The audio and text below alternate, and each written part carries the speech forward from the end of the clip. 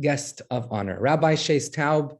Our talk is titled Under the Hood, The Inner Workings of the Soul. Rabbi Taub is a highly sought-after speaker, a best-selling author, and a columnist.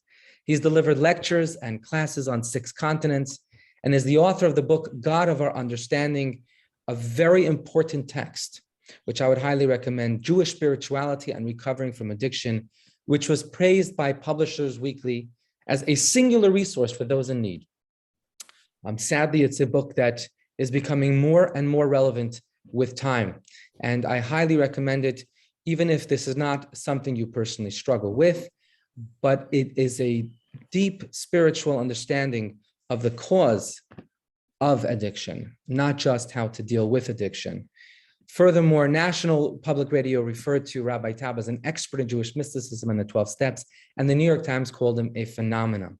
Tonight, we are honored to welcome Lubavitch of Manchester, Chabad of Prestwich, Chabad of Cheadle, Chabad on Campus, Manchester Universities, and of course, tonight's event is being hosted in collaboration with the Jewish Chronicle. Friends, without further ado, please give Rabbi Taub a very, very warm welcome. And I look forward to our wonderful session together, which will be followed by a Q&A, dear friends. Excellent. Thank you, Rabbi Kalmanson. And I'm very glad that you admit publicly that we're good friends, Baruch Hashem.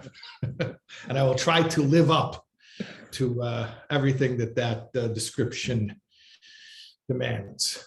I also want to, I don't know if an apology is in order. In England, you could always apologize for everything. So why not? I'll apologize profusely for the drab background. It's 3 p.m. here in New York, and I'm still at seminary.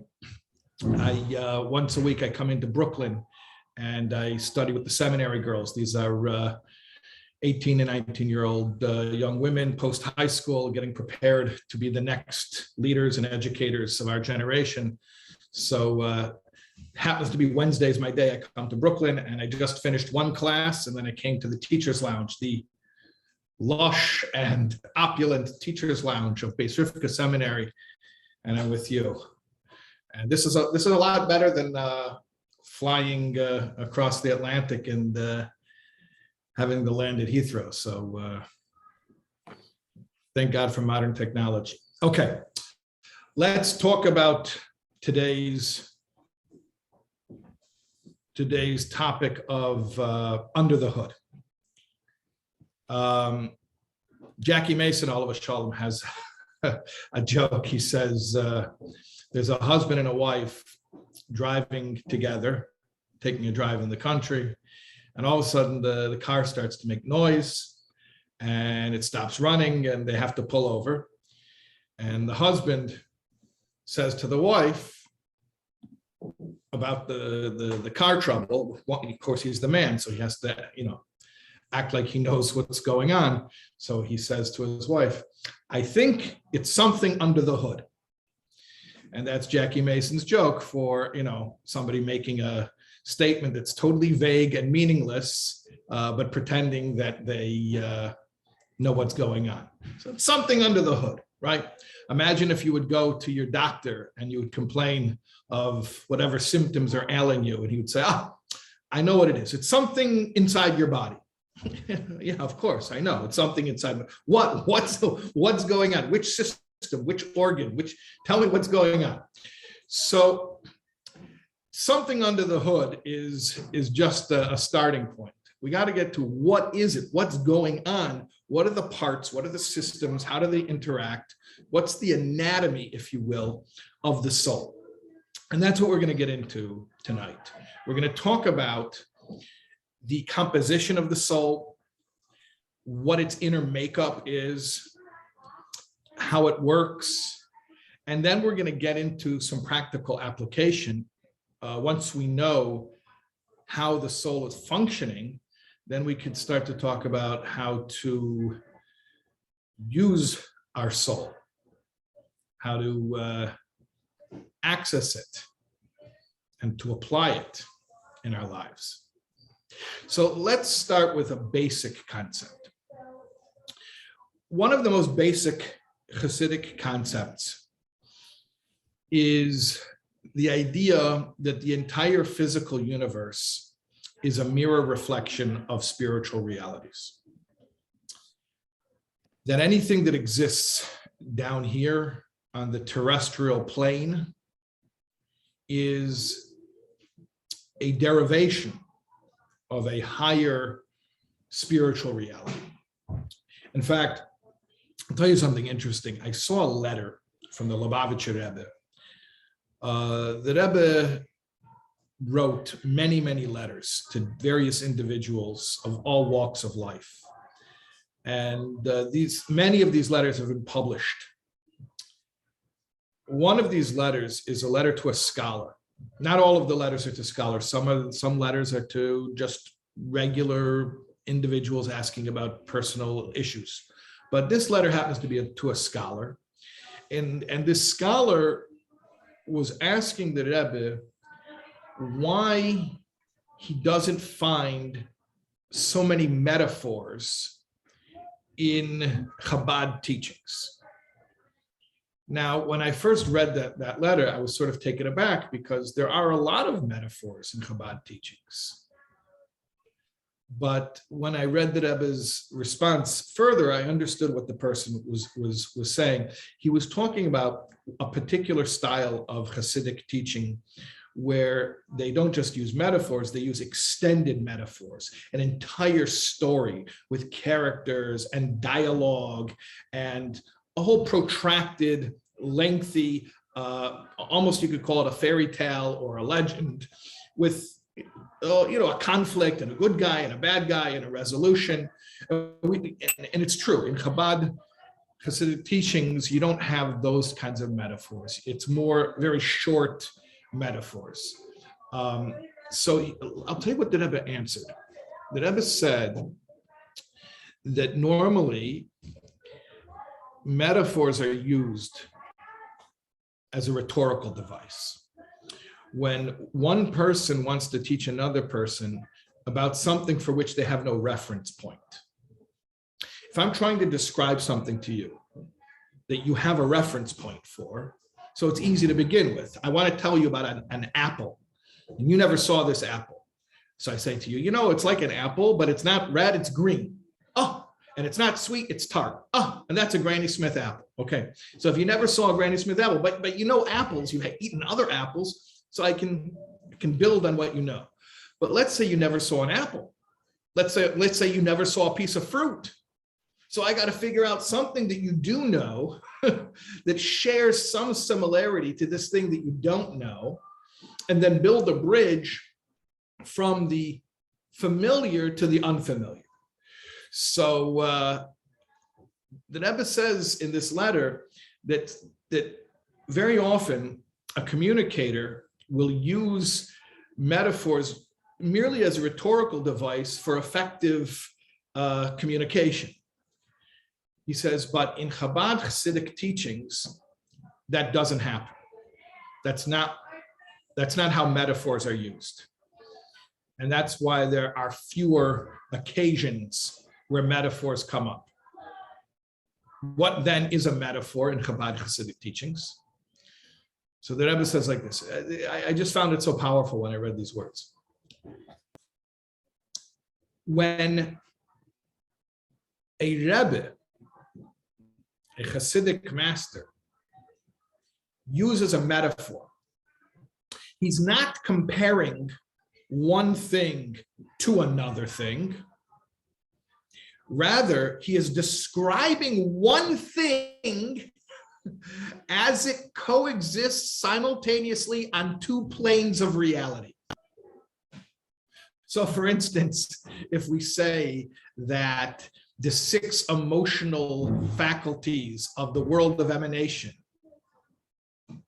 and their relationship with the attribute of royalty is mirrored in the relationship between the 6 work days and the Sabbath. We're not comparing the 6 emotional faculties and the attribute of royalty in the world of emanation to the 6 work days and the Sabbath. We're saying it's one and the same thing. In the world of emanation, they're the 6 emotional faculties and the attribute of royalty. In time, it's called 6 work days and the Sabbath. In personae, it's called groom and bride. and in various different levels. And here's not the time to go into that, but perhaps sometime you'll ask Rabbi Kalmanson to learn with you the Rebbe's marriage discourse called L'Chadoidi, which explains all of this wonderfully. And I recommend to anyone who's getting married, thinking of getting married, to learn that discourse. But the point is that Rebbe said an amazing thing, that when we compare metaphorically one thing to another thing, we're not just saying they bear some resemblance to each other. What we're saying is that one is a derivative of the other. So one of the most basic Kabbalistic concepts is the idea of the 10 Spheros. 10 Sphirot. What are the 10 Sphirot? It's a hard word to translate, but for convenience sake, let's call it 10 emanations. It basically explains the problem of how the infinite relates to the finite. How can the infinite have a relationship with the finite that will be meaningful to the finite? So the explanation is that the infinite encloses itself into different facets or different contexts. So there's the context of God's kindness, called chesed, and there's the context of God's severity, called gvura, and so on and so forth. These are different contexts within which we experience divinity. Obviously, God being infinite is beyond all of them, but he uses these contexts in order that we should be able to experience him. Okay, so those are the 10 Sphirot. These same 10 aspects or qualities, which are called the 10 Sphirot, are then repeated in the makeup of the soul. Sort of like if you've ever studied mathematics, the idea of fractals. You know, in nature, you find fractals, like the shape of a leaf is the same as the outline of the tree. You ever notice that? Like a coniferous tree, like a pine tree. So it has the leaf is like a little needle. And the shape of the tree itself is very long and narrow. Or you look at an oak tree, that the outline of an oak leaf. Or if you're Canadian, look at a maple leaf, right? The maple leaf on the Canadian flag. So look at the shape of a maple leaf and look at it compared to the maple tree. The outline of the maple tree is similar to the outline of the leaf. Those are called fractals, where you have patterns that repeat or reiterate themselves. We find this all over in nature. The point is that Hashem, the infinite, relates to the finite through 10 Sphirot, 10 divine emanations. And that pattern is exactly repeated in the makeup of the soul.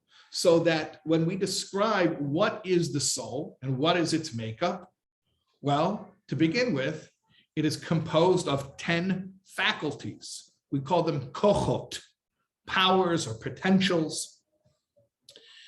And these 10 powers, potentials, faculties are exactly the same as the 10 Sphirot. They have the same names, the same configuration. When you map them, I don't know if anyone's familiar with, if you've ever seen the Kabbalistic Eitz Chaim, the tree of life, where the Sphirot are depicted in a schema of right and left and center axis. So that mapping of the Sphirot, that's the same as the mapping of the soul's qualities. So what does that mean? That means like this. If you want to discuss what is a soul is an entity comprised of potentials, capacities. More specifically, 10 capacities. More specifically than that, what are these 10 capacities? There are 3 cognitive capacities and 7 emotional capacities. The 3 cognitive capacities you may be familiar with, it may ring a bell if I tell you the Hebrew names, are Chochmah, Bina, Da'at, which the acronym is Chabad. Chabad is well known today as a place that if you're traveling and you can't find kosher food, so you call Chabad and they'll have a kosher roast beef sandwich for you, right? Everybody knows Chabad today is that. Chabad is not a social services organization. Chabad is not even outreach. You know what Chabad is? Chabad is a school of mysticism based on the idea of using the three intellectual capacities, using the Chokhmah, Bina, Da'at, using your intellectual capacities to study mysticism, to meditate, and to contemplate. And this was the Alter Rebbe. Actually, I have this book that I was learning with the seminary students just now. This is the Alter Rebbe, the Balatanya, the first Chabad Rebbe. He started the school of Chabad. So he believed in experience, as opposed to some of his colleagues, which believed in spiritual ecstasy and emotionalism. He believed in the Chabad, the Chokhmah Bina Dat, the cognitive faculties, that through learning and reflection and contemplation and meditation, one could come into a state of profound connection to God. So at any rate, so those are the three cognitive or intellectual faculties. And we can speak in a moment what the difference is between the three. But then let's talk about the other category, the remaining seven. There are the seven emotional faculties, and those are Chesed, Gevura, Tiferet, Netzach, Hod, Yesod, Malchut. Seven faculties, emotional faculties. That is the entire emotional palette. So every feeling that a person can have, whether it's love or it's awe, they all fit into these seven categories. Now, here's the really important point. The relationship between these three cognitive faculties and these seven emotional faculties. That's what I want you to hear. The relationship between them. Chokhmah, Bina, Da'at, the three intellectual faculties, are called father, mother, and their intimate bond. Chokhmah is the father, Bina is the mother, Dat is the intimate bond. The word Dat means knowledge, as in Adam knew Eve. What does it mean, Adam knew Eve? It doesn't mean he could pick her out of a lineup. Of course he could pick her out of a lineup. She was the only woman in the world. Yes, officer, it was that woman, right? He knew her means he was intimate with her. So Dat means intimacy. When Chokhmah and Bina become intimate, that means Chokhmah is inventiveness, innovation, having an idea. Aha, eureka. Bina is then analyzing it, taking it apart, testing it, seeing if it actually makes sense, getting closer to the idea of how would it actually be applied. So when Chokhmah and Bina are intimate, what happens? They have babies. Like any father and mother are intimate and they have babies. Who are the children of the intellect? The emotions. And this is so important, so important, that the three intellectual faculties are the parents of the seven emotional faculties. Why is this so important? Why is it important to know where babies come from? It's important because we all experience emotions. Do we know where our emotions come from? Now, when I say emotions, I mean true emotions, not sensations. I want to make a distinction so that this shouldn't be misunderstood. Sometimes in English, we misuse the word feeling. We say, I'm feeling cold, I'm feeling hot, I'm feeling tired, I'm feeling excited, I'm feeling uncomfortable, I'm feeling hungry. Those are sensations. And those have to do with the body. And they're not generated cerebrally. It's not any cognitive process that led to those quote unquote feelings. That's basically basic brain stuff, survival stuff. And that's not what we're talking about. What we're talking about are true emotions, such as love, not lust, not attraction, but the emotion of love. Or awe. Awe is an emotion. Awe is actually the opposite of emotion as love. Love is a compelling desire to get closer to something or someone. Awe is a compelling desire to back away in awe, in reverence, to give space. So those are emotions. Now, emotions can be positive, emotions can be negative.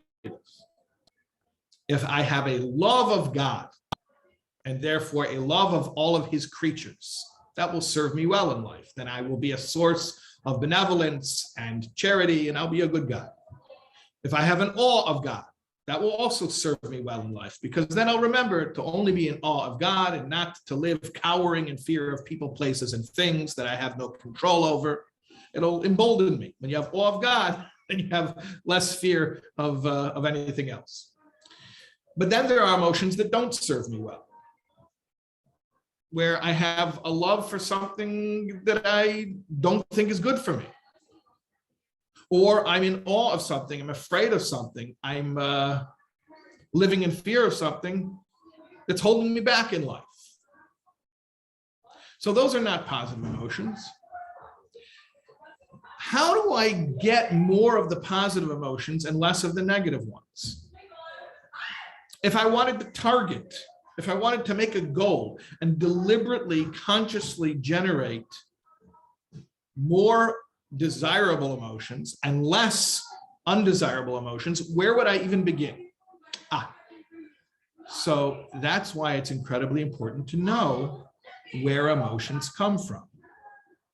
Emotions are the children of cognition, intellect.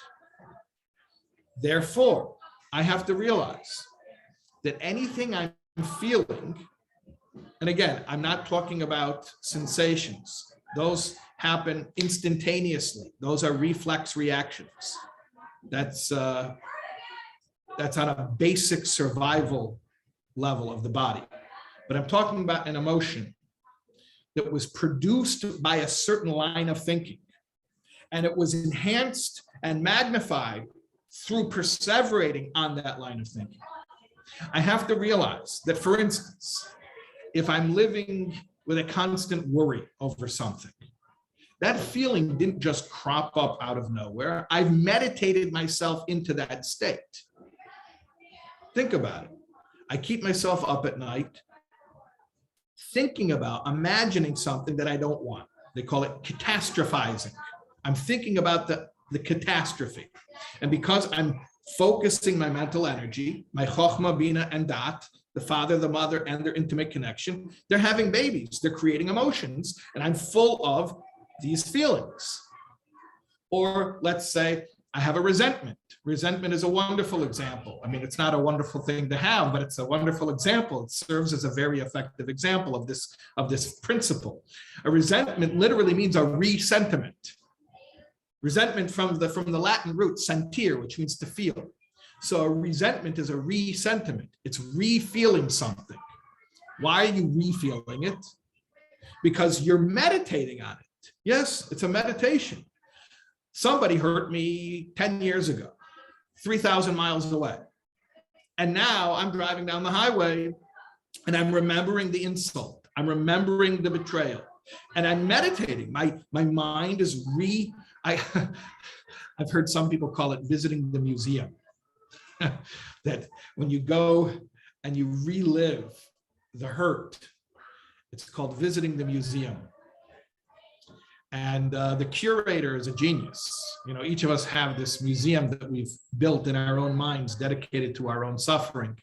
And the curator, we are the curator, and we have very effective exhibits.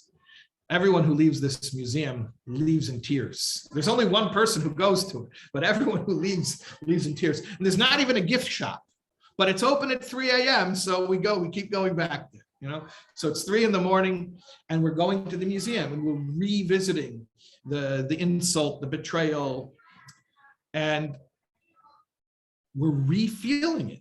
We're getting fresh, new emotions. And hey, if you're Jewish and you like a bargain, that's a real bargain, because you got hurt once 10 years ago and you could keep milking it from more negative emotions as long as you wish, because as long as you go back and you run it through your mind, you're going to get new emotions, because that's where emotions come from. So one of the messages of Tanya is, and this is so profound, you cannot directly attempt to control your emotions.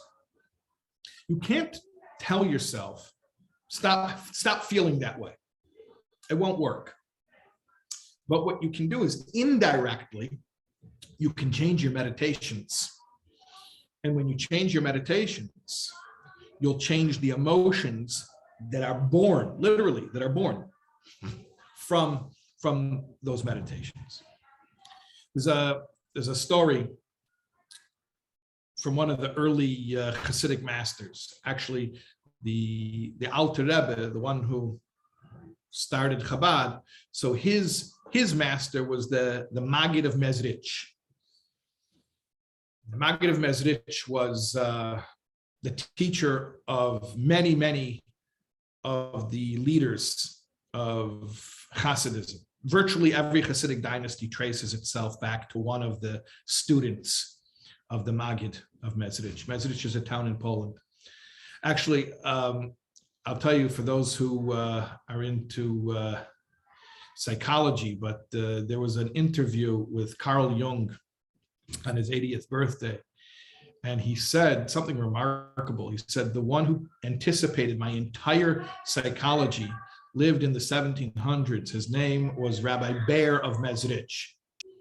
So yeah, Carl Jung says that his entire psychology was taken from the Maggid of Mezrich, Rabbi Bear, Rabbi Dov Bear.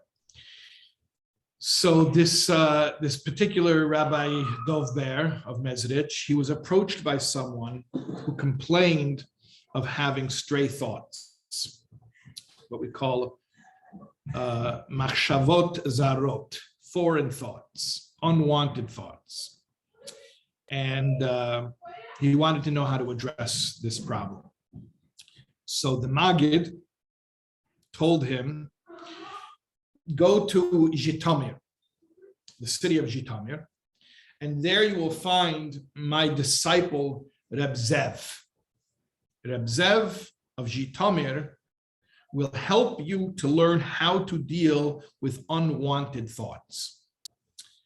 So this Jew traveled to Zhitomir. He didn't know anyone in Zhitomir, but when he got there, he asked around. He asked, where does Reb Zev live? Now, they didn't have addresses in those days. So someone described to him, however they described it, you go to this house and take a left, and then you see the chickens in the yard and you take a right, however they described it to him. And he got to Reb Zev's house, and it was Friday afternoon, Erev Shabbat. So he knocks on the door, and in those days, it's not like you could just call somebody and say, hey, I'm going to be in Zhitomir next week. Can you put me up for Shabbos? You know, this is the way it was back then. People would just knock at your door and say, hi, are you home? Remember that? When people would actually come to your door? Yeah, in America, it's dangerous to knock at someone's door. Second Amendment, knock at someone's door, you never know what they're opening the door with. Anyways, yeah, but in those days, you could just knock at somebody's door, and that's what you had to do. You write them a letter, it could take a month to get there, right? So he knocks at the door, and he hears people inside. He can distinctly hear there are people. I mean, it's Friday afternoon in a Jewish house. Everybody knows the hustle and bustle of a Jewish house on Friday afternoon. So he can hear people inside running around, getting ready for Shabbos, and he's knocking on the door and nobody's answering. So it's Friday afternoon. He's got his bags with him. He has to put them down somewhere. He has to settle down for Shabbos. What's he supposed to do? He doesn't know anyone else in this town. He only came to Zhitomir to meet this Reb Zev, so he knocks again a little bit more insistently. Still, he hears people running around. No one's answering the door. He knocks again. He knocks. He's pounding. Nobody's answering the door. He feels like he's being ignored. Finally, he sees the sun's getting lower and lower. He's got no choice. He takes his bags and he walks to shul, And in those days, the poor and the indigent, the homeless, they would sleep in shul and they would eat in shul. That's why Kiddush was made in shul on Friday nights for people who didn't have a house to go to. They had no hospitality. They had nowhere to be a guest. So they would just sleep in shul and eat in shul. And that's what happened to him. He was homeless for that Shabbos.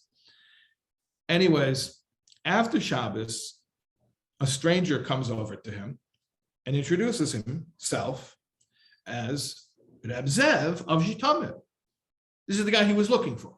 This is the guy whose house he was at on Friday afternoon. He was pounding on the door. He says, my name is Zev. He says, you're Reb Zev? He says, yeah. He says, come to my house. I want to bring you to my house. So now it's Saturday night. It's after Shabbos. He brings him to his house and they make Havdalah and he serves him Malav Malka, the meal for after Shabbos. And it's very lovely, and they're talking and they're discussing deep ideas and very, very warm hospitality, but something's bothering him, like what happened Friday afternoon? This Zev seems very hospitable, very, very generous, but Friday afternoon, I was knocking at his door and he didn't answer the door, and I know he heard me, so he can't hold back anymore. So he wasn't English. So if he would have been English, he would have gone home and he told his wife, I don't know what was up with this guy. He made me homeless for Shabbos. Did you mention something? No, I didn't mention anything, but I gave him a very stern look. Anyways, but he wasn't English. He was Polish. So he said, listen, Reb Zev, it's very nice here, but I gotta confront you about something. What happened Friday afternoon? Your Rebbe, Rabbi Dovber of Mezrich, sent me to you expressly for one purpose. You were supposed to teach me how to handle my stray thoughts. You were supposed to teach me how to handle stray thoughts. That's what your Rebbe wanted you to do. And I come to your house. I don't know anyone else in Zhitomim. And I'm knocking on the door and I heard you inside and I know you were there and you ignored me. Why did you do it to me? So Reb Zev says to the guy, the Rebbe sent you to me to teach you how to handle your stray thoughts. He says, yes. He says, well, that was the first lesson I taught you when you arrived in Zhitomim. That when there's a knock at the door, it doesn't mean I open it. And the guest suddenly understood that this was the lesson. There will be a knock at the door. There will be the impulse for intrusive thoughts. We will not be free from the knock, from the distraction. But we do get to choose whether we open the door. Two very, very different things. Very different things. We can control what we think about, not what we think of. I saw in Brooklyn, I was driving around looking for a parking spot, and I drove past a guy's driveway, and he had a sign in the driveway that said, "Don't even think of parking here." And you know what happened when I read that sign? I thought of parking there. I didn't park there, but that would be like renting a billboard on the highway that says, "Don't think of an elephant on roller skates." Boom, you all lost. You can't control what you think of. You can control what you think about. What you think of, thinking of means it popped up in your mind. Maybe some of us are too young to remember the early days of the internet. But if you remember the early days of the internet, the biggest problem were the pop-up ads on the browsers. And sometimes those pop-up ads were not very savory.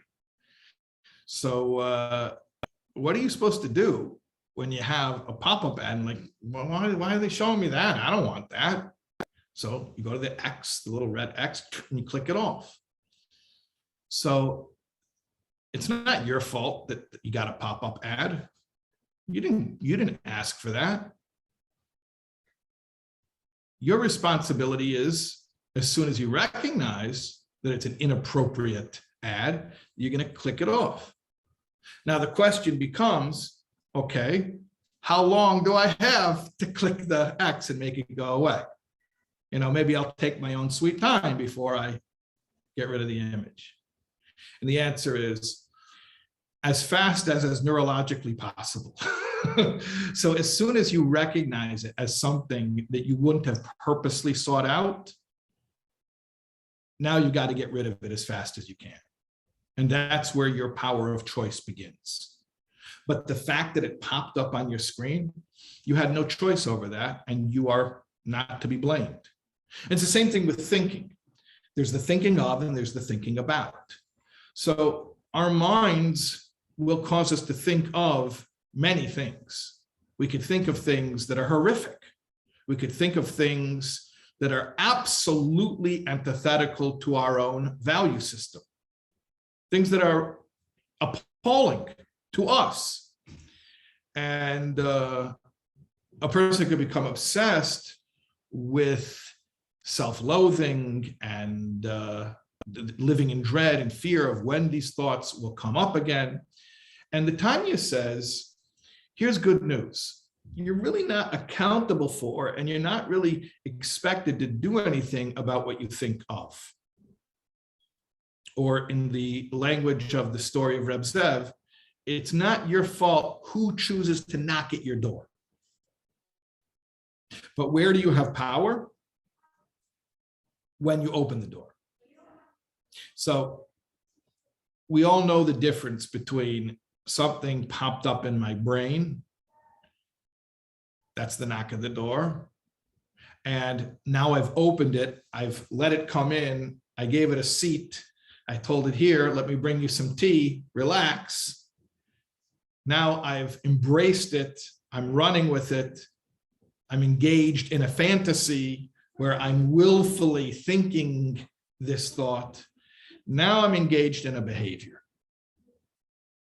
And for that, I should have exercised choice. It's a very interesting thing. Tanya calls thought a behavior. Tanya calls thought a behavior. It's interesting because we know that action, if I get up and I walk around, that's a behavior. Or even if I speak, if I say something, that's a behavior. And I understand that I'm morally accountable for my behaviors. I have to make good choices what I do. I can't go over and punch you. I have to control myself no matter how angry I am. And I can't go over and insult you. I can't speak to you hurtful words. I have to control what I say. But what about thinking? What about thinking? Am I morally accountable for what I think about? And the answer is, again, not what you think of, but what you think about. Not who knocks at the door, but for whom you open it.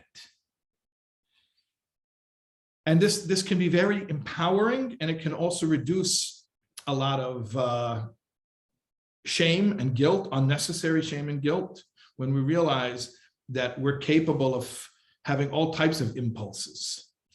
I had a teacher who was very well known. He just passed away this year, Rabbi Dr. Abraham J. Twersky.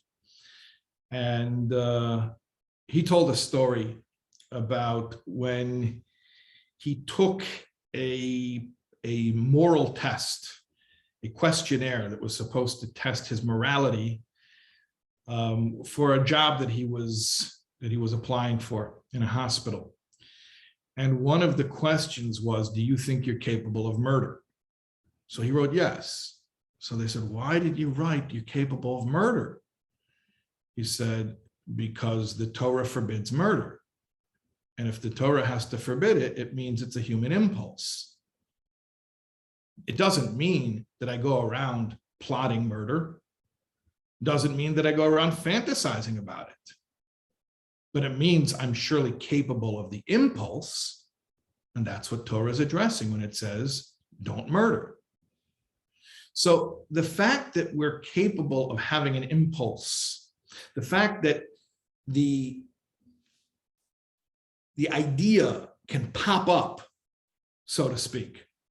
That's part of being human. That's part of the human condition. And we have no fault, we have no blame for being human. How can you blame me for being as I am? Where my accountability begins is when I go from the impulse for a thought to actual deliberate, willful, active thought. I'll give you another example. Think to yourself the times tables. Just in your mind, think to yourself the times tables, like 3 times 4 is 12, 3 times 5 is 15, whatever you want. You don't have to show off and do tough ones like 12 times 11. Nobody else can hear. You can just think in your mind. Okay, so let's do it for like 10 seconds, okay? Just wherever you want. 7 times 3 is 21, whatever you want to do. Okay, let's do it for 10 seconds.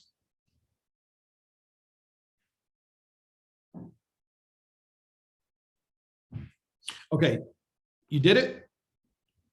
All right. So please notice the fact that everybody is comfortable with me referring to this as doing. I said, did you do it? You did it? Yeah, I did it. Nobody said, I was just thinking. I wasn't doing anything. Why? Because you understand intuitively that a willful mental process is a behavior, albeit a behavior that you engage in your own head, but it's a behavior. So when I said, did you do it? It doesn't have to be I got up and I walked across the room. It doesn't even have to be that I verbally spoke something out loud. It could just be that I was thinking the times table. So we understand that thought is a behavior. Now, conversely, what if I were to ask you, okay, so you were thinking the times tables a minute ago when I asked you to do so. Were you thinking the times tables an hour ago? No, I wasn't thinking the times tables an hour ago. Okay. Did you know the times tables an hour ago? Oh yeah, I've known the times tables for years. So there's a difference between knowing and thinking because you've known the times tables for years. In fact, you've not only known it for years, but every moment within those years, you've known it all along. You've always known it. So that if I ever stopped you on the street, anytime since you were 8 years old, and I would have said, say the times tables, you could have done it for me because you've known it every second. Imagine all the places you've been since you were 8 years old, all the people you've met, all the experiences you've had. At every single juncture, you had the times table somewhere in the hard drive. You've known it all along. But then contrast that with how many places and times and on how many occasions were you actively thinking times tables? Probably not so many. So there's a difference between knowing and thinking. And why is that good news? Because we can know all types of stuff that we wish we didn't know. And it doesn't harm us unless we actively welcome it as a chosen thought. Very, very important information here. That A, emotions are the children of thought, the children of cognition. But B, we're not responsible for who the parents are. We're responsible for whether or not we allow them to be fruitful. We allow them to create emotions by engaging in the intellectual process. So what does this mean? It means that we've now learned an incredibly effective tool in indirectly eliminating negative emotional states. I say indirectly because you can't directly just banish these emotional states. You can't just say, well, that's silly to feel that way. You know, they say feelings aren't facts. Yeah, but feelings are feelings. I really do feel this way. You can't just tell yourself, well, that's absurd to feel that way. Stop feeling that way. But I'm feeling that way. You can't just do that. But what you can do indirectly is you can say, what thought process did I engage in that got me feeling this way? And now just be a little bit more mindful the next time there's a knock at the door saying, hey, let's think about this worry. Let's think about this resentment. Let's think about this thing that you have anxiety about. Let's think about this this shameful secret. And we could say, you know what? I've thought of it. It popped up on the screen. I thought of it, but it's not going farther than that. I'm not going to think about it. Get rid of it.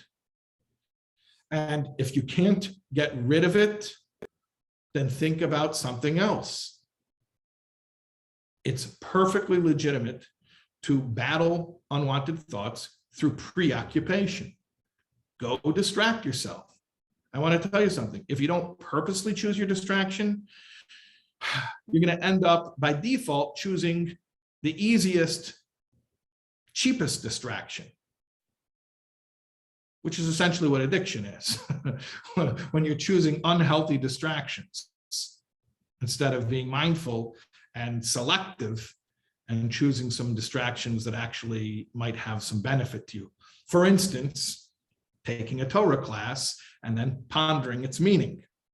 What would be so terrible? Would it be such a sin at 3 a.m. that the worry and resentment and dread and shame come to you and say, hey, we got an idea for you to think about until sunrise? And you say, no, I'm going to think about the Torah class that I attended this week. And so you can knock at the door, but I'm not going to have you in for tea. And I'm not going to allow you to create emotions. Now, I want to tell you one more idea here. And then I guess we'll do a little Q&A, a little interaction. But here's the bad news. I told you a lot of good news. I'm going to tell you some bad news. The good news was the negative meditations won't turn into emotions if we don't allow them to become full-fledged thought processes. That was the good news. The bad news is the positive emotions will also not become full-fledged emotions unless we engage in full-fledged thought processes. So that means there's a lot of wholesome, healing, positive information that we're carrying around with us in our brains, but we haven't been thinking about it consciously, so it's not creating an emotional effect. This is what the Torah says. You should know today, you should place it upon your heart. Those are two different stages. Knowing something, okay, you know the times tables. Placing it upon your heart means actively thinking about it. So I'll tell you a quick story. I took a sort of ad hoc writer's retreat by myself about 10 years ago. I was trying to finish the translation of the second volume of Tanya, which is all about cosmology, very deep stuff. And I was having a really hard time finishing it. So my wife told me, our son, who I think he's, how old is he now? He's 18, 19. So he was like 8 years old at the time. So this is 10 years ago. So she said to go with him. He was going to a camp. How do I describe this camp? This was a winter camp for Shluchim's kids. Shluchim are like the emissaries of Chabad all over the world. And so they have a winter camp where these little kids get together. Some of them are from very far-flung areas, so this is really their only opportunity for some social interaction. And so it was in the middle of the desert in Arizona. My wife said, go with our son for 10 days, and it'll be a writer's retreat. And it was amazing. And I went there and I said to them, listen, I'm here to write. So I'm not going to, please don't ask me to speak to the kids because I'm just here to write. And they said, that's fine. So for 10 days, I was in the desert. I was just writing and it was amazing. In 10 days in the desert, I wrote more and I finished the whole project there. I wrote more than I could write in 6 months at home. So anyways, on the last day I had finished and they said to me, oh, will you talk to the kids now? I said, yeah, I'm free to talk to the kids now, but my head's not in that. I've just been translating very deep spiritual mystical concepts, esoteric ideas, abstruse ideas. I'm not really in the mode to talk to children. They said, it's fine. It's the last day. How bad could it be? So I went to talk to the kids and I didn't even know what to tell them. So I started to tell them what I was working on. I told them, that verse that I told you before, you should know today, you should place upon your heart. That's actually the first line of the second volume of Tanya. He said, you should know today and place it upon your heart. That God is God in the heavens above, on the earth below, there is nothing else. So I was trying to explain to them, what does that mean? You should know today and you should place it upon your heart. So I was trying to think of a metaphor that would apply to them. And I know these are kids who are, many of them are from very far-flung, remote, isolated areas, isolated at least in terms of Jewish community, of Jewish infrastructure. So I knew that for them, in their experience, one of the things that they really enjoyed was when they would go with their family to New York, and they would get to go to a kosher restaurant. Because many of these children, the only time they would go to a restaurant would be if they're in New York. So I said to them, you know how you go to New York and your family's going to go out to eat, and you have to pick, are you going to go for pizza or are you going to go for shawarma, right? Because there's milchiks and there's fleishiks, there's dairy and there's meat. So it's either going to be pizza, it's going to be shawarma.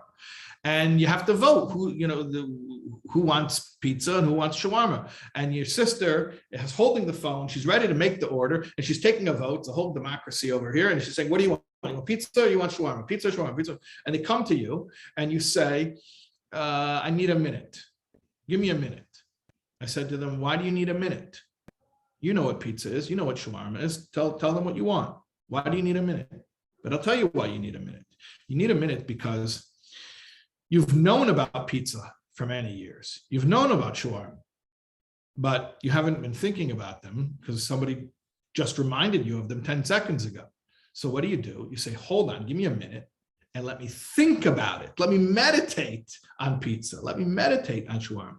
And then after a minute, you turn to them and you say, I feel like pizza. Meaning, I've known about pizza for years, but I didn't have an emotional desire for pizza or not for pizza until I actively meditated on it, until I ran it through my head as an active thought process. So I said to them, it's one thing to know about Hashem. It's another thing to meditate, to think about Hashem, even for a minute. Just like you said to your sister, give me a minute to think what I want for dinner. So I said to them, think about Hashem for 60 seconds. And it was remarkable. For 60 seconds. And I timed it on my watch. And at the end of those 60 seconds, I asked these little children, 8 years old, 9 years old, 10 years old, 11 years old. That's how old they were, 8, 9, 10, 11. I asked them to tell me what emotions they were having. It was so remarkable. One of them said, I feel safe. Another said, I feel peaceful. I feel happy. And I was thinking, safe and peaceful and happy. Listen to that. If we could sell that to the pharmaceutical industry, we'd be billionaires. And you know the joke of it? We don't have to sell it to the pharmaceutical industry because even the mind of a child can generate these emotions if they'll just think for 60 seconds. So here's the quote unquote bad news that I want to tell you. We know things that if we were to focus on them would bring us a great deal of healing. But unless we choose to focus on them, unless we run them through this machine called the brain, they're not going to result in emotions. And I want to tell you something. This is true for the biggest rabbis who know so much Torah. But it doesn't help you to be walking around with a library in your head. It doesn't help you to know things. And if somebody will ask me, I'll know the answer. That's not, that doesn't translate into your emotional state. You know what translates into your emotional state? What have you been thinking about as of late? So I always plead with my students whenever I give a class. The class is worthless if you don't chew your food and swallow it and metabolize it and allow it to become your flesh and blood. And that means after you've heard something good, you sat, you listened to a teacher, you heard something good, go take a walk around the block and say it back to yourself in your own words. Come up with your own metaphors. Come up with your own imagery. Come up with your own examples from your life. And that's called thinking. That's meditating. That's what we're contemplating, is just have a discussion with yourself, an internal monologue where you take these ideas and you churn over them and look at them from different angles, and then you'll have an emotional takeaway. But you could study and study and study and study and keep cramming information in your head, and it won't translate into the types of emotions that we desire until you engage in some degree, and it could be a minute a day. I highly, highly recommend to everyone a minute of Torah meditation a day. Now, obviously, to do a minute of Torah meditation every day, you have to be studying, because in order to have what to meditate on, you have to study. But don't just study and then leave the best part of it behind by not engaging in your own creative, personal thought process, where you're going to take all those rich ideas and turn them into feelings. Okay, there's so much more to be said, but I'm gonna open the floor here, and I'll take your questions. Okay, well, thank you so much, Rabbi Taub. I think that was a really beautiful overview and a very practical takeaway. Frankly, I think if we bottled this and we went to market, we'd be doing extremely well. So let me try to bring it home a little bit for some of the people out here. From time to time, I get a couple who come to see me, a husband, a wife, a young man or woman, or later in their years of relationship. And one of them will say to me in confidence and privacy, or in front of their spouse or partner, typically actually alone, "I've lost the feeling." Some will even say, "I never had the feeling."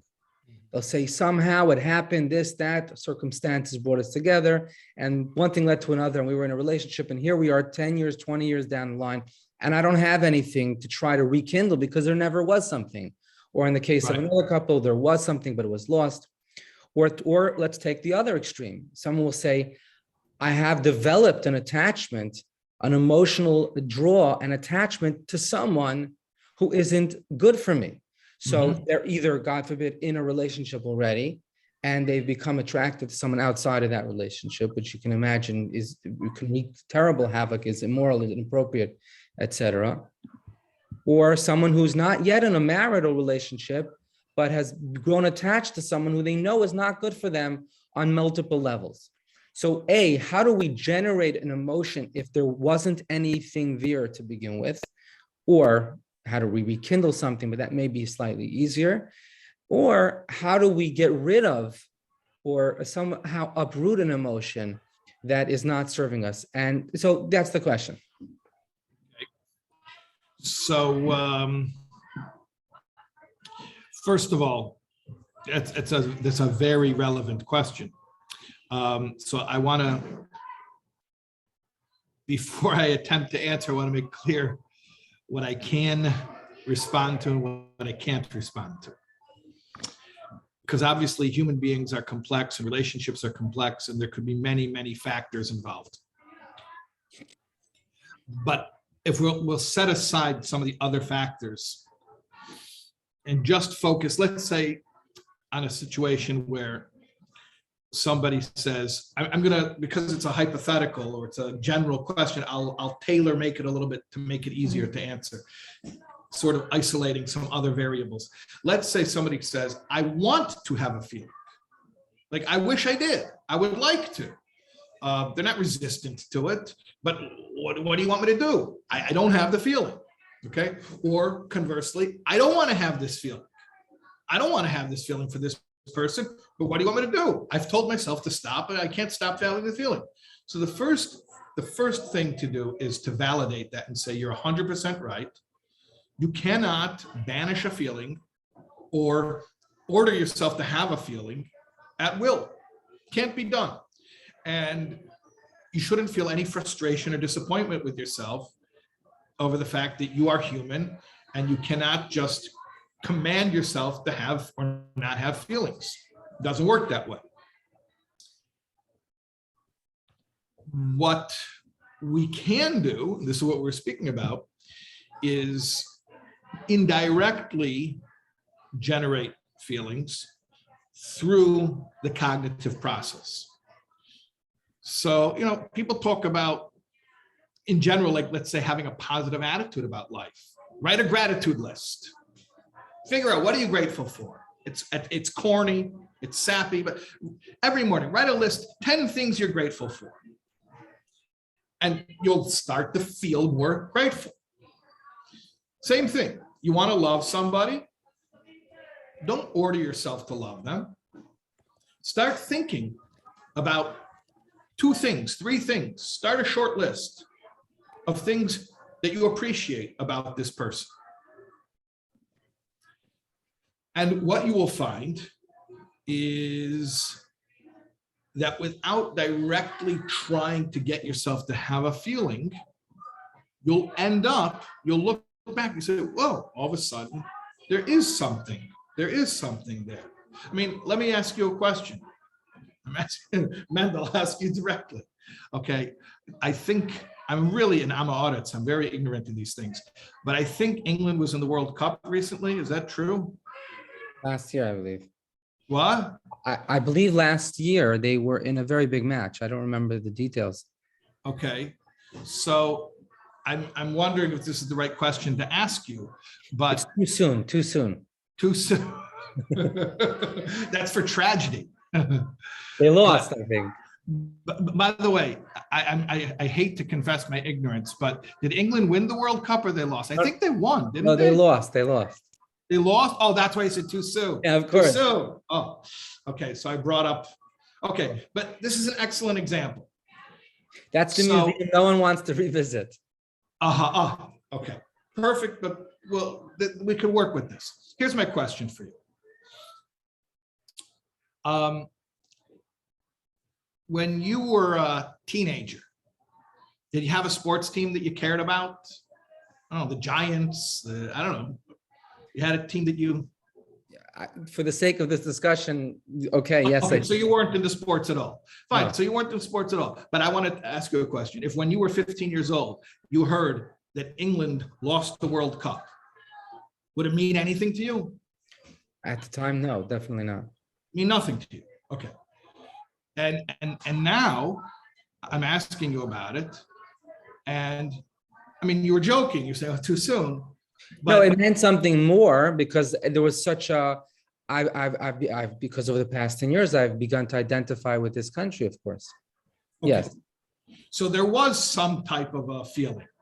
Yeah. Yes, I guess so. There was something. It wasn't maybe the most Right. intense emotion, but there was something there. It wasn't like me. Like I'm totally ambivalent about it. I don't Right. care. I don't care who won the World Cup.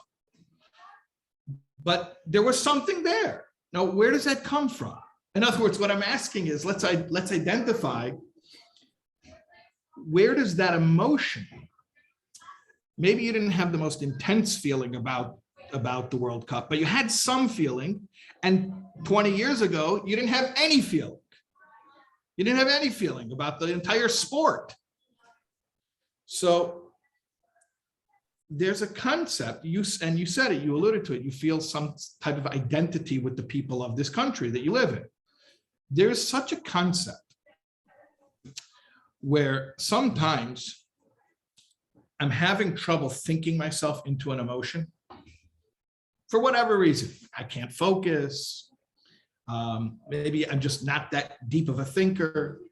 So the Alter Rebbe in Tanya, he actually gives a backup plan. He says, if you can't intellectualize yourself, now plan A is to do it intellectually. And that's the most powerful, because when you've put the time into thinking about something, that's when you're going to really have permanent emotional change. That's the best way to do it. But if you can't do that, then at least think in terms of identity. You said, I don't know, yeah, it affects me whether England wins the World Cup. I live in this country. I've identified with these people. I've identified with the aspirations of this culture. Yeah, it affects me. So he says it, the Alter Rebbe says it in terms of Jewish identity, that when you want to do a mitzvah and you're feeling the motivation is lacking. So the first thing to do is try to meditate yourself into a love of God. But if you can't meditate yourself into a love of God, if you can't do it intellectually, he says, then at least just there's a shortcut, there's a roundabout way, a side door, which is think about your identity. But I'm a Jew. And if they came and they forced me to convert, like in the Inquisition and the pogroms, if they held the sword to my head, I would all of a sudden be super Jew and I'd have the spiritual adrenaline rush and I would do anything for my Judaism. So sometimes, to go back to your question about somebody who wants to feel more in a relationship, the best way to do it is make that gratitude list, try to intellectualize yourself there, think, put in time, think about it, think about the relationship, think about the sacrifices you've made for each other, think about the investment, think about the qualities of this person, and emotions should arise. But if that's not happening, or it's not happening fast enough, then the side door is think about identity. Think about identity. This is my spouse. This is the parent of my children. This is my partner. And sometimes just the idea of identity can be a side door to creating emotions, just like you probably don't follow the statistics so closely. You might not know who are the top players for England, or you might not even know what their exact, who they played in every game, but there's a feeling of identity, and that also can translate into emotion. The Alter Rebbe really advises to use both tools and to use them in tandem with each other. It's not either or, because one is more long-term, the other one is more short-term.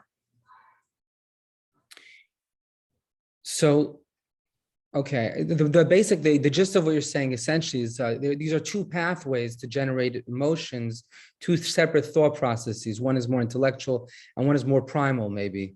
One is more visceral. Understood. I think, yeah. So my next question to you is, Shais, Rabbi Taub, how it's a personal question. And it is basically, because I really, what you said before resonated very much, I think, with everyone here, but I can speak for myself, the idea that knowledge is only as helpful as its impact, What's your process for contemplation? I use both. You're saying for the contemplation stuff? Yeah. Okay, because I definitely use both methods, the more cerebral as well as the more primal. But if you're asking what's my process for the cerebral method, first of all, I know that if I don't put grain in the mill, it's not going to put out flour. You got to put grain in the mill in order that the mill should produce flour. So if I'm not studying Torah, I don't have anything to meditate on. So that's one thing. And that means specifically not just studying Jewish law, as important as that is, or the Talmudic discussions, as important as that is, but studying actually topics about God, about my soul, about life, about meaning, the types of things that are discussed in the Hasidic texts. So I've got to keep that information fresh. And then I'll take a walk. Different people are comfortable meditating different ways. I think a lot of times we become intimidated. The truth is, I don't know if everyone here has these same biases, but for someone, let's say, who grew up in a Hasidic milieu, sometimes you imagine meditation as something that's so grandiose. It's like you imagine, the super daveners, like those guys who the whole Shabbos, they would, for hours, before they would even open the prayer book, they'd be sitting there for hours, sitting on the bench in one spot, and they were meditating for hours. And we become, I think, intimidated. We think, well, how can I do that? I want to tell you something. If you got to take a walk around the block, take a walk around the block. You want to go sit on the couch, take your shoes off. I don't, especially in this generation, I don't think we can be so formal to say that meditation has to look any particular way. The main thing is that you're engaged. And I also want to bring up a point, because I think a lot of people have heard meditation in other contexts, especially in like Eastern mystical traditions, where they try to banish discursive thought. They empty the mind. This is not that at all, because we're actually inviting discursive thought. We are having a discussion with ourselves in our head. So we're not trying to empty our minds. This is not a relaxation technique, although the outcome may be that it leads to relaxation. But this is not, quiet your mind, get relaxed. This is no. Engage your mind. Talk to yourself about an idea, and that's what I'll do. I'll ask myself, okay, I just studied this line from this discourse. That's what it said in Hebrew. How do I say that in English? How would I explain that with a metaphor? Kinds of things that I'll tell you something. The kinds of metaphors that I use when I'm giving a class, half of that stuff was stuff I came up with in order to talk to myself, to get my own self to understand these ideas. So that's for me, that's the process. Okay, wow. Can I ask you, let me go even further, because what I love about this conversation is how real it's getting. And I think that's ultimately the ideal. In your work with others, or maybe even if you're comfortable sharing personally, because I think we've described the concept, we described the process, but what does it look like in real time? Can you describe one of those conversations? Maybe something that is an example from others or yourself, where you worked through something through this process and you went from point A to point B. I don't know if you're comfortable doing that, but the idea would be to do like a live demo of what that conversation looks like. Sure, yeah, I'd be very comfortable doing it. So, you could take an abstract concept like God is creating the world something from nothing every single second. Okay, so that's a very deep idea, to say the least. How do I meditate on that? There was a Fabrengen, there was a gathering in 770 in the Lubavitch World Headquarters, and it was a Shabbos, and it was getting late in the afternoon. It was the winter time, like this time of year, actually. So Shabbos ends early, and there were a group from Israel they had a flight out of JFK that night. And in the middle of the gathering, the Rebbe was addressing hundreds, maybe thousands of people who were there. The Rebbe said, there are people here right now who are not really here because mentally they're already packing their bags and calling a cab and going to JFK because they need to catch a flight tonight. So the Rebbe said, now this group, these were Hasidic Jews, Chabad Hasidic Jews specifically, who had studied Tanya. So that's why the next thing that Rebbe said was directed toward them. He said, being that they are students of Chabad Hasidic teachings, surely they've studied the second volume of Tanya, where it describes the fact that God is creating the world something from nothing every single second.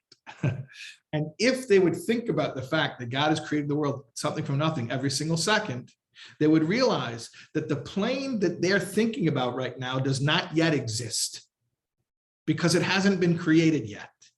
It'll be created in the second that they need it. But right now, the only thing they need to know about is right here, right now. So I've done that kind of thought process many times. And it can be something as minor as I'm caught in traffic, a minor inconvenience, to something that's much more serious, something that's a real challenge. I mean, we all know where God hits us, when he wants to challenge us. There are three areas of blessing, and those three areas are the areas where we feel the most challenged. That's family matters, health, and livelihood. So, either family or health or money. Those are the issues. So let's say I'm experiencing some type of distress in one of those areas. I will think to myself, this situation right now is being created something from nothing at this second. I will think to myself that everything is exactly where it needs to be for now, right now. Now, that's not fatalism, because I believe that a second from now, God can create everything drastically differently. But from now, for this second, it is what it is. And I need to show up for it. And I need to be present for it. and not to bemoan what I think should be the present, because this is not the present that God, the present that I'm wishing for. That's not the present. I have to embrace the reality as it is now, and don't put myself in bemoaning the past. Don't put myself in fearing the future. And so I will think about this ostensibly very deep idea, which sounds very abstract, but I use this to get emotionally grounded. But I want to make another point here, which I think is very, very important, because I was speaking about it. I was answering your question as you asked it. So I was speaking about how I use it in response to a situation. But I want to make sure it's understood, because this is incredibly important, not only to do this reactively, but to do this proactively as a regimen.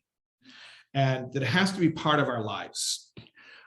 Yeah, we can do it in response to a particular stress, but the best thing is just make this part of your day. And that's why in our tradition, there is a reason, our sages were very smart. They understood the human condition. There's a reason we're supposed to pray before we go to work.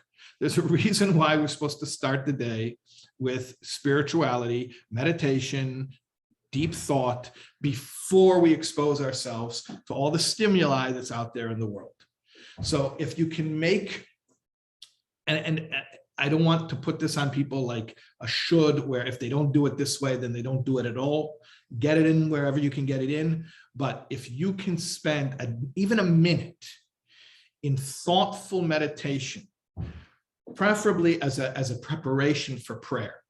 If you can create a ritual in your life where before you check your email, before you expose yourself to the world, you sit down and you say the morning blessings, express your gratitude. One of the morning blessings is a blessing on Torah study, and then go study Torah. You can study for 2 minutes, study for 5 minutes, whatever you can do. And then, take a walk, or sit down in a chair and have your morning coffee or whatever drink you like, and just think for a minute. And for the men, put on tefillin, say Shema, and then expose yourself to the world. You'll set yourself up beforehand to have so much more emotional stability when things happen, because you'll already have contextualized your day. It's already, you created a framework that God is a reality and he's the creator, and everything that's happening is his creation. And now I can deal with it. I can show up for it. So it's if you can do that in the morning and ritualize it and make it sacred, it's so powerful. It's just very powerful. So the idea is that by creating that grounding, well, you were talking about the particular idea that the world is created anew every moment. If you can contemplate on that, for example, at the beginning of the day, carry that power or that reflection throughout the day, you'll be operating from a position of greater groundedness. One quick, I don't know how much, do we have another 5 minutes? Yeah, it's getting close to sunset here, and I have to pray the afternoon prayer. But in this moment, I'm kidding. This moment, right? So two things. First of all, what texts are your favorite texts, go-to texts? If you were to choose 5 books, 5 texts that you would recommend. Yeah. Okay. So Tanya, definitely Tanya. Tanya is the lexicon. Like, if you know the terminology of Tanya, it opens up a whole new world for you. So that's definitely a big one. Another one is Shara B'Tochen. It's not a Hasidic text. It's from 500 years before Hasidism, but it's a portion of Chayvis Halavavis, the duties of the heart. And it specifically speaks about how to cultivate more confidence in God, more trust, how to let go and let God a little bit more gracefully. That's definitely a powerful one. And then I would say, if I'm picking specific texts, I would say a few discourses of the Lubavitcher Rebbe. One of them I mentioned, L'Chododi, which is the marriage mimer, the discourse for marriage, definitely highly recommended. I would say another one is B'yem Ashtei Asher Yom Nasi Livnei Asher, which is a discourse that Rebbe recited on his birthday, and it's all about the relationship between the soul and God, how God chooses us and we choose him. And then if I have to pick, I got one more to pick. I would say probably Bossi Lagani, the first discourse that Rebbe delivered in 1951 when he accepted leadership officially, because there it describes our collective mission and individual mission of making this world holier than heaven. So those would be my five. I just want to say to all of our viewers that I know that you've given shiurim lessons on Tanya and Shari B'Tachin. I imagine you've done the same for the Rebbe's Maimer, B'yam Ashtei Asher, and Basi Lagani. Yeah, not all of it's recorded, but Basi Lagani is recorded. Yeah, on my website. All of that can be found, friends, on soulwords.org. Soulwords.org. That was not a planned plug, but it's one that was super. It was organic. It was organic. I think we have a question from Rabbi son, and then we'll wrap up, because I know Rabbi Taub, you have to. Let me just try to let me figure this out. Okay, you're gonna have to unmute yourself, Rabbi son. You hear me? Yeah. Yes. Okay, Rabbi Taub. It's the first time I've heard you speak about Tanya like this. Really, very fascinating. I've been teaching Tanya now for about 10 years to senior girls.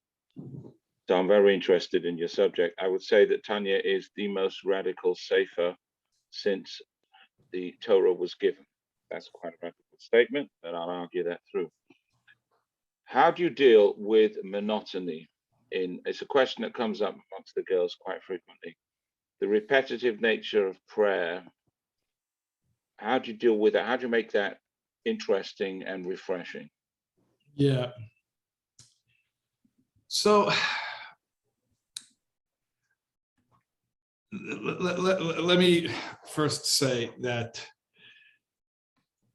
the answer to these are girls who have been praying from the prayer book their whole lives, and they were brought up this way. And I want to make sure that it's understood for different people, we'd have different answers. Somebody who just started praying from a prayer book, I would tell them, say the parts that are meaningful to you, and don't worry about saying the parts that are not meaningful to you. And hopefully with time, they'll find more and more meaningful. With people who have been praying their whole lives, one advice I give them, and I saw this actually from the Frierdiker Rebbe. He said actually this was something that the Oivdim, that the spiritual, the deep spiritual workers, people used to work on themselves, they used to do. And that is that they take a certain portion every day, a different part of the prayers, and say that with extra focus. So I would advise, look, accept the fact that you're not going to say all of the prayers with a lot of excitement. Okay, so you do what you do. Sometimes you just show up to show that you care. Sometimes you show Hashem that you're engaged, but you show up and these are the words he wants, and this is what you say. And does it have to be so heartfelt? I think we have to be honest with ourselves and say, no, it doesn't always have to be so heartfelt. But can I take a paragraph, let's say a paragraph, and study it? And obviously you have to do this beforehand to be prepared. Take one paragraph. Take the song of the day, let's say, the different paragraph that you say from the Psalms every day. Or take a paragraph from the Psukkah de Zimra. Take the song of the sea. Take whatever. It doesn't take one of the blessings from the 18 blessings of the Amidah, of the standing prayer. Take one thing, study it, and let that be your highlight where you feel engaged and you feel stimulated. And I feel like that's a process that's attainable and hopefully scalable, that will lead to increased results down the line. By the way, actually, Rabbi Taub, I saw a story where the Rebbe told exactly that to somebody who asked exactly this question, that while every day you should pray the entirety of the prayers, he was talking to someone who that was his norm. every day choose one paragraph to focus on. And after you become fluent in its meaning and you're able to integrate its energy and its content into your consciousness, as it were, then move to the next and so forth. Yeah. In any event, I want to take this opportunity, Rabbi Taub, to thank you profoundly for your time, for your expertise, for your wisdom, and for unpacking something abstract and turning it into something that's relatable, that's resonant, and that's actually eminently practical. So thank you so much, Rabbi Taub. Friends, once again, soulwords.org. If you'd like to see, read, or hear more, I have personally benefited from Rabbi Taub's shiurim, and I would very much recommend each one of us taking the time to incorporate some of those teachings into their lives. Thank you so much, my dear Rabbi Taub. Looking forward to connecting again soon. God willing, soon. Thank you, everybody, for joining. Wishing you all a wonderful evening and lots of success on your spiritual journey of contemplation. Amen.